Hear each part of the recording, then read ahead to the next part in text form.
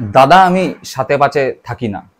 এই দাদা আমি সাথে পাচে না থাকতে থাকতে কখন যে এক দুই করে তিনটি ঘর করে ফেলেছেন তিনি নিজেও বুঝতে পারেননি।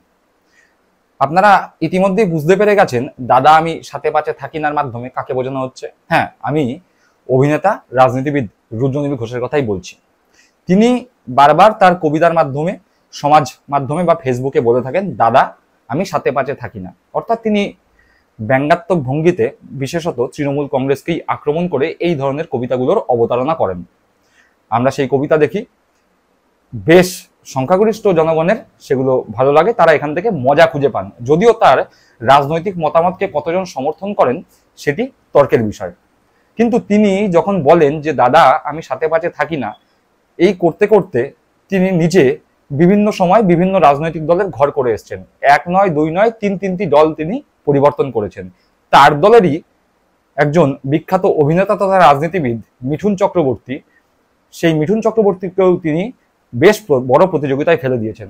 কেন, সেটি এখন শুনবো। এই রুদ্রনীল ঘোষ যবে থেকে প্রচারের আলো পেয়েছেন বা যবে থেকে সাধারণ মানুষ রুদ্রনীল ঘোষকে অভিনেতা হিসাবে চিনতে শুরু করেছে, তখন থেকে সবাই জানতো রুদ্রনীল ঘোষ বামপন্থী ঘরানার একজন মানুষ এবং তিনি সিপিএম এর সমর্থক এবং সক্রিয়ভাবে সিপিএম এর বিভিন্ন মিছিল মিটিং বা অন্যান্য জায়গায় দেখা না গেলেও পরিষ্কারভাবে বোঝা যেত যে তিনি সিপিএম কে সমর্থন করেন, সিপিএম এর ঘর তিনি করেছেন।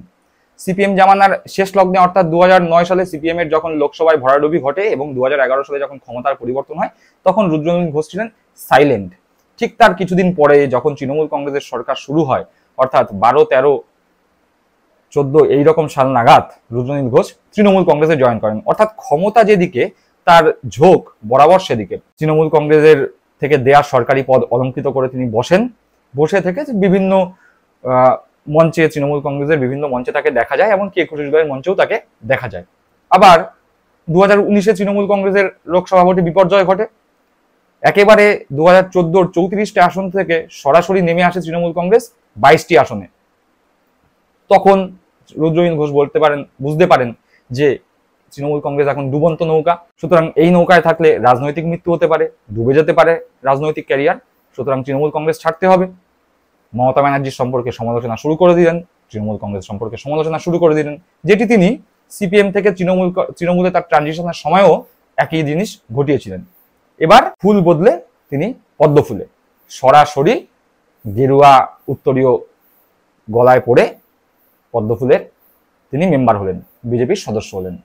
বিজেপির সদস্য হয়ে তার পুরনো মেজাজে তিনি ফিরে গেলেন, অর্থাৎ তৃণমূল বিরোধিতা, মমতা ব্যানার্জি বিরোধিতা। তৃণমূল কংগ্রেসের বিভিন্ন নেতা নেত্রীকে তার ব্যঙ্গাত্মক ভঙ্গিতে তিনি আক্রমণ করলেন, ভোটেও দাঁড়ালেন, পরাজিত হলেন। এখন বর্তমানে তিনি বিজেপি করছেন। বিজেপির এখন ডুবন্ত অবস্থা। বিভিন্ন সময় বিজেপির হয়ে তাকে মুখ খুলতে দেখা গেলেও তিনি সেভাবে সাংগঠনিক কোনো দায়িত্ব পাননি। গোসা হয়েছিল তার, এমনকি লোকসভা ভোটে টিকিট না পেয়েও তার বেশ গোসা হয়েছিল। তারপর তাকে ঠান্ডা করা হয় বিজেপির পক্ষ থেকে। কিন্তু তিনি যা চালাক মানুষ, তিনি যা চতুর মানুষ, তিনি কিন্তু বুঝতে পেরে গেছেন এই মুহূর্তে তার পলিটিক্যাল ক্যারিয়ার আবার সূর্যাস্তের কাছাকাছি।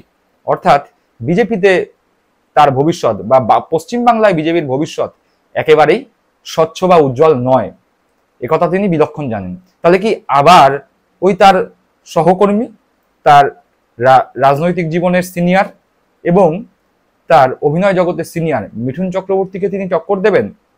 তার কারণ মিঠুন চক্রবর্তী নিজের রাজনৈতিক জীবনে সুভাষ চক্রবর্তীর ঘনিষ্ঠ ছিলেন, অর্থাৎ সিপিএম ঘনিষ্ঠ ছিলেন, প্রণব মুখার্জির ঘনিষ্ঠ ছিলেন, অর্থাৎ কংগ্রেসের ঘনিষ্ঠ ছিলেন, মমতা ব্যানার্জির ঘনিষ্ঠ ছিলেন, তৃণমূল কংগ্রেসের হয়ে রাজ্যসভার সাংসদ হয়েছেন, বর্তমানে তিনি মোদীর ঘনিষ্ঠ এবং বিজেপি করেন। অর্থাৎ 4টি দল মিঠুন চক্রবর্তী করে ফেলেছেন এবং রাজনৈতিক জীবনের শুরুতে তিনি নকশাল আন্দোলনের সঙ্গে জড়িত ছিলেন সরাসরি।